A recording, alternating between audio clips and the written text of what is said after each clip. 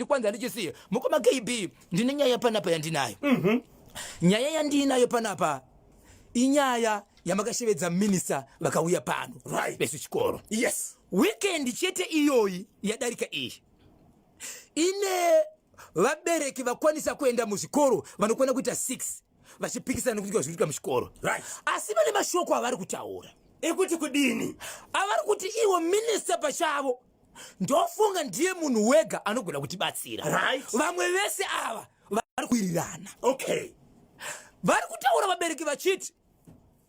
tibvunzei mubvunzo mubvunze kuti izvo makaisa nzvimbo dziri kuripotwa kuti pachikoro kuto zvakati munzwe kuti vangani vakabatsirwa nenzvimbo idzodzo kwadzimbobvunzai kuti pakati makati chikoro chakati endai pakati munoripota chikoro chakati ripotai pakati chikoro chakati ripotai pakati kuti hedhi vari kuita sei maticha vari kuita sei munzwe kuti muchabona nenzvimbo ngani dzakabatsirwa muchaona kuti hakuna zviri kuitika vatibatsira izvezvi muHarare mutori nevabereki vakakandwa mukati nezuro mushure mekunge vaunganidzana vachiti tiri kuda meeting nahead vasati vaita meeting polisi ichivasvika vamwe vakarohwa vamwe vari mukati vakatovharirwa vasati vaita chavakataura saka kwanzi izvo tichagara sei kutaura nevadzidzisi takutotya baba Isabel ndinotenda vabereki kuramba vachidzoka nenyaya idzi handitika ngatidai so kana minista vakaisa masenta anditi macommand center ekuti vese vabereki vane zvichemo vanofana kuenda ikoko kana vasiri kubatsirwa macommand center zviri kureva kuti kudini vanhu vari kupikisa kana vanhu vari kupikisa alright ndiri kuda kuti vabereki kana mune nhuna dzamunadzo izvozvi dziri kuitika muzvikoro ndiri kuda kukupaika personal number yangu inini tumirai ingava text message kana WhatsApp message zvese zviri kuitika anditika zita rechikoro dambudziko riri kuitika pachikoro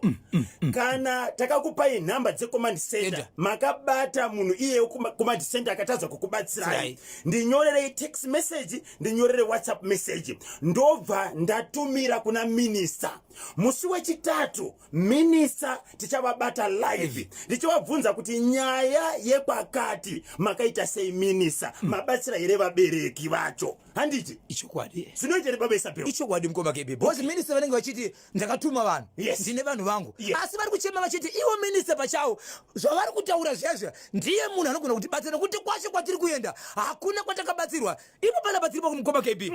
ikoti kuti vakaenda kwavakaenda vakabatsirwa ndevapi munoda vakanosudza maoko ichokwadi hakuna ndinozvaka kuti pane vamwe vanenge vachikekeresa ende kwanzi vamwe ritoshevedzera kuti makati kudii muri kuendesa nyaya dzenyu musati maona moto vari toudzwa izvozvo asi uchikunzi vari kutopikisana naminista ndizvozvo vari kuti minista mashoko avo haana basa havasi 0773 238 096 tumirai text message kana WhatsApp message panhamba idzodzo mutaura information detailed message inini ndichaita sei ndichatumira kuna minister weprimary and secondary education honorable minister Torirai Moyo musi wechitatu ndovabata ndowadza kuti minister ndakakutumirai nhuna dziri kubva kuvabereki matevera here and chii chamava nacho kubudikidza nenyaya idzodzo 0773 238 096 musandifonere ndikuti tumirai